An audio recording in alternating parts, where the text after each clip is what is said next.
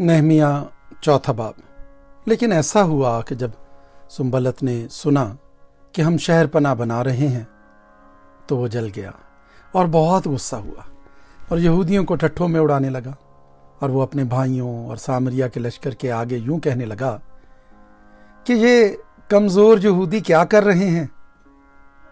क्या ये अपने गिर्द मोर्चा बंदी करेंगे? क्या वो कुर्बानी चढ़ाएंगे? क्या वो एक ही दिन में सब कुछ कर चुकेंगे? क्या वो जले हुए पत्थरों को कूड़े के ढेरों में से निकाल कर फिर नए कर देंगे? और तूबिया उम्मूनी उसके पास खड़ा था। सो वो कहने लगा, जो कुछ वो बना रहे हैं, अगर उस पर लूमड़ी चढ़ जाए तो वो उनकी पत्थर की शहर पनाह को गिरा देगी। सुन ले है हमारे खुदा, क्योंकि हमारी हिकारत होती है और उनकी मलामत उन्हीं के सर पर डाल और असीरी के मुल्क में उनको गारत गरों के हवाले कर दे और उनकी बदी को ना ढांक और उनकी खता तेरे हुजूर से मिटाई ना जाए, क्योंकि उन्होंने मेमारों के सामने तुझे गुस्सा दिलाया है। गर्ज हम दीवार बनाते रहे और सारी दीवार आधी बुलंदी तक जोड़ी गई, क्योंकि लोग दिल लगाकर काम करते थे। पर जब सुंबलत और तूबिया और अरबों और अमूनियों और इस्दियोदियों ने सुना कि यरूशलेम की फसील मरम्मत होती जाती है और दरारें बंद होने लगी, तो वो जल गए और सबों ने मिलकर बंदिश बांधी कि आकर यरूशलेम से लड़ें और वहां परेशानी पैदा कर दें। पर हमने अपने खुदा से दुआ की और उनके सबब से दिन और रात उनके मुकाबले में पहरा बैठाए रखा। और यहूदा कहने लगा कि बोझ उठाने वालों का जोर घट गया और मलबा बहुत है, सो हम दीवार नहीं बना सकते हैं। और हमारे दुश्मन कहने लगे कि जब तक हम उनके बीच पहुंचकर उनको कत्ल न कर डालें और काम मौकूफ न कर दें, तब तक उनको ना मालूम होगा ना वो देखेंगे। और जब वो यहूदी जो उनके आसपास रहते थे आए, तो उन्होंने सब जगहों से 10 बार आकर हमसे कहा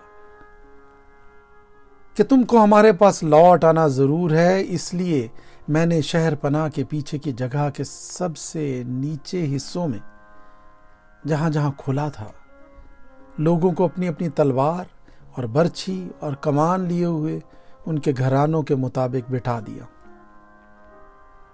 तब मैं देखकर उठा और अमीरों और हाकिमों और बाकी लोगों से कहा कि तुम उनसे मत डरो, खुदावंद को जो बुजुर्ग और मुहीब है याद करो और अपने भाइयों और बेटे बेटियों और अपनी बीवियों और घरों के लिए लड़ो। और जब हमारे दुश्मनों ने सुना कि यह बात हमको मालूम हो गई और खुदा ने उनका मंसूबा बातिल कर दिया, तो हम सब के सब शहर पनाह को अपने अपने काम पर लौटे। और ऐसा हुआ कि उस दिन से मेरे आधे नौकर काम में लग जाते और आधे बर्छियां और ढालने और कमाने लिए और बख्तर पहने रहते थे। और वो जो हाकिम थे यहूदा के सारे खानदान के पीछे मौजूद रहते थे। सो जो लोग दीवार बनाते थे और जो बोझ उठाते और ढोते थे, हर एक अपने एक हाथ से काम करता था और दूसरे में अपना हथियार लिए रहता था। और मेमारों में से हर एक आदमी अपनी तलवार अपनी कमर से बांधे हुए काम करता था। और वो जो नरसिंगा फूंकता था मेरे पास रहता था। और मैंने अमीरों और हाकिमों और बाकी लोगों से कहा कि काम तो बड़ा और फैला हुआ है और हम दीवार पर अलग अलग एक दूसरे से दूर रहते हैं। सो जिधर से नरसिंगा तुमको सुनाई दे उधर ही तुम हमारे पास चले आना। हमारा खुदा हमारे लिए लड़ेगा।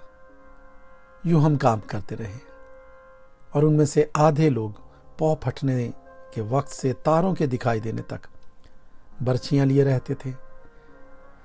और मैंने इसी मौका पर लोगों से यह भी कह दिया था कि हर शख्स अपने नौकर को लेकर यरूशलेम में रात काटा करे, ताकि रात को वो हमारे लिए पहरा दिया करें।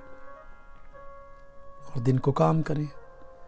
سو نہ تو میں، نہ میرے بھائی، نہ میرے نوکر اور نہ میرے پہرے کے لوگ جو میرے پیرو تھے کبھی اپنے کپڑے اتارتے تھے، بلکہ ہر شخص اپنا ہتھیار لیے ہوئے پانی کے پاس جاتا تھا۔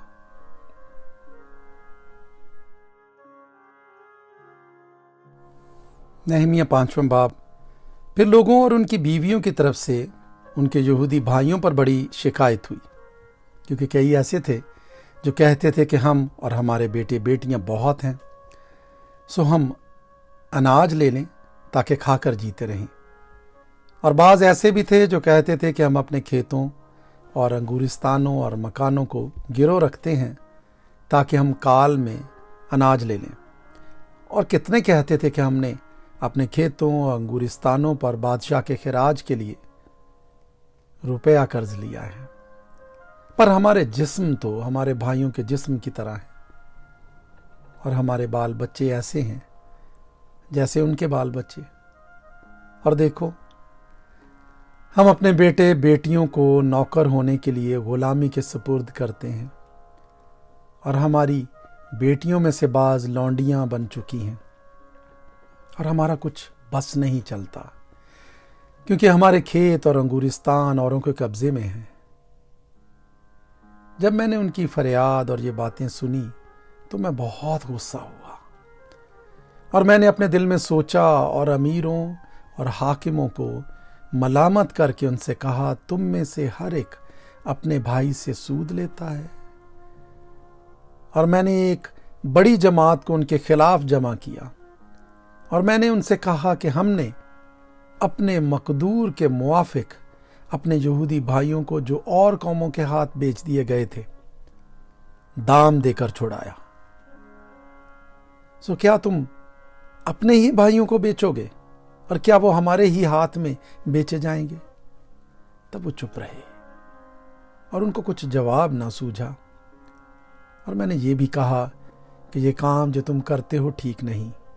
کیا اور قوموں کی ملامت کے سبب سے جو ہماری دشمن ہیں تم کو خدا کے خوف میں چلنا لازم نہیں؟ میں بھی اور میرے بھائی اور میرے نوکر بھی ان کو روپیہ اور غلہ سود پر دیتے ہیں، پر میں تمہاری منت کرتا ہوں کہ ہم سب سود لینا چھوڑ دیں۔ میں تمہاری منت کرتا ہوں کہ آج ہی کے دن ان کے کھیتوں اور انگورستانوں اور زیتون کے باغوں اور گھروں کو اور اس روپے اور اناج اور مے اور تیل کے 100ویں حصہ کو جو تم ان سے جبرن لیتے ہو ان کو واپس کر دو۔ تب انہوں نے کہا کہ ہم ان کو واپس کر دیں گے اور ان سے کچھ نہ مانگیں گے، جیسا تو کہتا ہے ہم ویسا ہی کریں گے۔ پھر میں نے کاہنوں کو بلایا اور ان سے قسم لی کہ وہ اسی وعدے کے مطابق کریں گے۔ پھر میں نے اپنا دامن جھاڑا اور کہا کہ اسی طرح سے خدا ہر شخص کو جو اپنے اس وعدے پر عمل نہ کرے اس کے گھر سے اور اس کے کاروبار سے جھاڑ ڈالے۔ وہ اسی طرح جھاڑ دیا اور نکال پھینکا جائے۔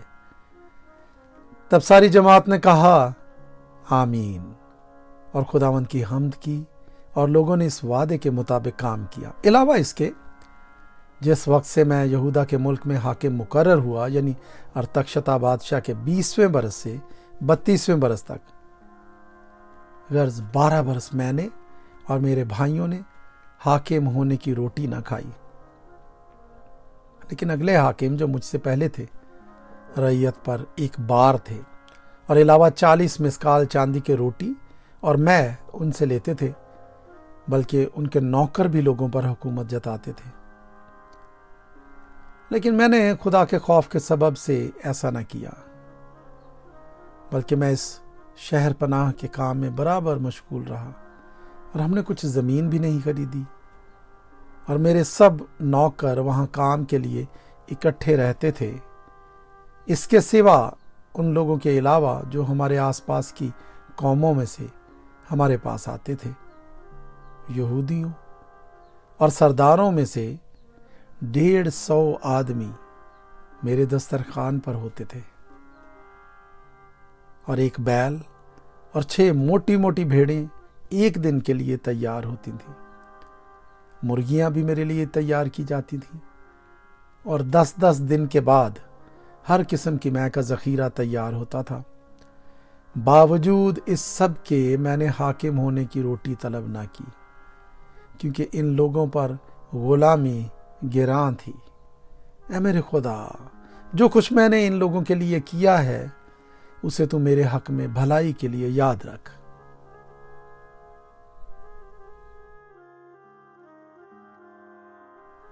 نہمیہ 6 باب۔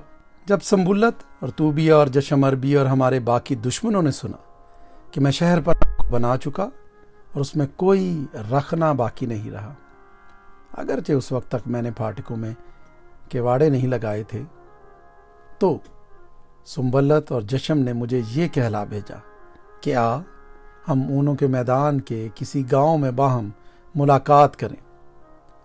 پر وہ مجھ سے بدی کرنے کی فکر میں تھے، سو میں نے ان کے پاس قاصدوں سے کہلا بھیجا کہ میں بڑے کام میں لگا ہوں اور آ نہیں سکتا، میرے اسے چھوڑ کر تمہارے پاس آنے سے یہ کام کیوں موقوف رہے؟ انہوں نے 4 بار میرے پاس ایسا ہی پیغام بھیجا اور میں نے ان کو اسی طرح کا جواب دیا۔ پھر سنبلت نے 5ویں بار اسی طرح سے اپنے نوکر کو میرے پاس ہاتھ میں کھلی چٹھی لیے ہوئے بھیجا، جس میں لکھا تھا کہ اور قوموں میں یہ افواہ ہے اور جشموہی یہی کہتا ہے کہ تیرا اور یہودیوں کا ارادہ بغاوت کرنے کا ہے، اسی سبب سے تو شہر پناہ بناتا ہے اور تو ان باتوں کے مطابق ان کا بادشاہ بننا چاہتا ہے، اور تو نے نبیوں کو بھی مقرر کیا کہ یروشلم میں تیرے حق میں منادی کریں اور کہیں کہ یہودا میں ایک بادشاہ ہے، پس ان باتوں کے مطابق بادشاہ کو اطلاع کی جائے گی۔ سو ابا ہم باہم مشورہ کریں۔ تب میں نے اس کے پاس کہلا بھیجا، جو تو کہتا ہے اس طرح کی کوئی بات نہیں ہوئی، بلکہ تو یہ باتیں اپنے ہی دل سے بناتا ہے۔ وہ سب تو ہم کو ڈرانا چاہتے تھے اور کہتے تھے کہ اس کام میں ان کے ہاتھ ایسے ڈھیلے پڑ جائیں گے کہ وہ ہونے ہی کا نہیں۔ پر اب اے خدا، تو میرے ہاتھوں کو زور بخش۔ پھر میں سمیہ بن دلایہ بن مہیتبل کے گھر گیا۔ وہ گھر میں بند تھا۔ اس نے کہا ہم خدا کے گھر میں ہیکل کے اندر ملیں اور ہیکل کے دروازوں کو بند کر لیں، کیونکہ وہ تجھے قتل کرنے کو آئیں گے، وہ ضرور رات کو تجھے قتل کرنے کو آئیں گے۔ میں نے کہا کیا مجھ سا آدمی بھاگے؟ اور کون ہے جو مجھ سا ہو اور اپنی جان بچانے کو ہیکل میں گھسے؟ میں اندر نہیں جانے کا۔ اور میں نے معلوم کر لیا کہ خدا نے اسے نہیں بھیجا تھا، لیکن اس نے میرے خلاف پیشن گوئی کی، بلکہ سنبلت اور طوبیہ نے اسے اجرت پر رکھا تھا، اور اس کو اس لیے اجرت دی گئی تاکہ میں ڈر جاؤں اور ایسا کام کر کے خطا کار ٹھہروں اور ان کو بری خبر پھیلانے کا مضمون مل جائے تاکہ مجھے ملامت کریں۔ اے میرے خدا، طوبیہ اور سنبلت کو ان کے ان کاموں کے لحاظ سے، اور نوئیدیہ نبیہ کو بھی اور باقی نبیوں کو جو مجھے ڈرانا چاہتے تھے، یاد رکھ۔ غرض 52 دن میں الول مہینے کی 25ویں تاریخ کو شہر پناہ بن چکی۔ جب ہمارے سب دشمنوں نے یہ سنا تو ہمارے آس پاس کی سب قومیں ڈرنے لگیں اور اپنی ہی نظر میں خود ذلیل ہو گئیں، کیونکہ انہوں نے جان لیا کہ یہ کام ہمارے خدا کی طرف سے ہوا۔ اس کے سوا ان دنوں میں یہودا کے امیر بہت سے خط طوبیہ کو بھیجتے تھے، اور طوبیہ کے خط ان کے پاس آتے تھے، کیونکہ یہودا میں بہت لوگوں نے اس سے قول و قرار کیا تھا، اس لیے کہ وہ سکنیہ بن ارخ کا داماد تھا، اور اس کے بیٹے یہوحانان نے مسلام بن برکیہ کی بیٹی کو بیاہ لیا تھا، اور وہ میرے آگے اس کی نیکیوں کا بیان بھی کرتے تھے اور میری باتیں اسے سناتے تھے، اور طوبیہ مجھے ڈرانے کو چٹھیاں بھیجا کرتا تھا۔